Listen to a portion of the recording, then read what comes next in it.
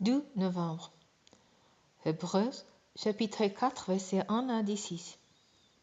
Ainsi donc, pendant que la promesse d'entrer dans les repos prévus par Dieu est toujours en vigueur, craignons que l'un d'entre vous se trouve coupable d'être resté en arrière. Car nous aussi, nous avons entendu une bonne nouvelle, l'évangile, tout commence. Mais les messages qu'ils ont entendus ne leur a servi à rien, car ils ne se sont pas associés par leur foi à ceux qui l'ont reçu. En effet, c'est nous qui avons cru, qui entrons dans ce repos, conformément à la parole de Dieu, quand il a dit. C'est pourquoi, de ma colère, je fais ce serment. Ils n'entreront pas dans le lieu de repos que j'avais prévu pour eux. C'est ainsi que Dieu a parlé alors que ces œuvres étant achevées depuis la création du monde.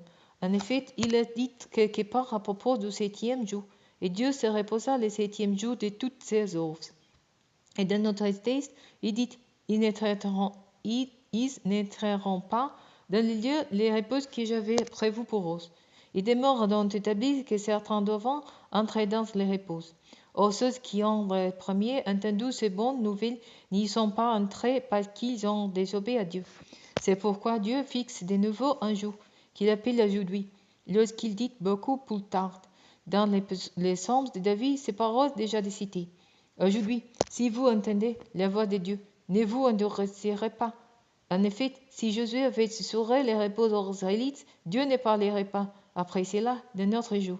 C'est donc qu'un repos de sabbat subsiste pour le peuple de Dieu, que celui qui est entré dans les repos prévus par Dieu se repose de ses œuvres, comme Dieu se repose des siennes.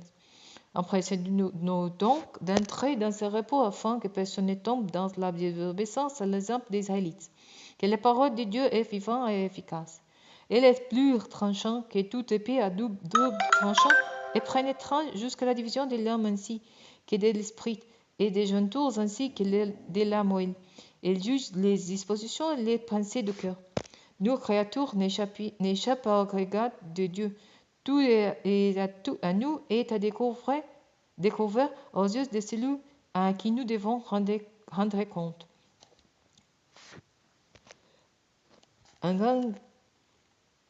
Ainsi, puisque nous avons Jésus, le Fils de Dieu, un grand prêtre éminent qui a traversé les cieux, demeurons fermement attachés à la foi que nous reconnaissons comme vraie. En effet, nous n'avons pas un grand prêtre qui serait incapable de compétir à nos faiblesses.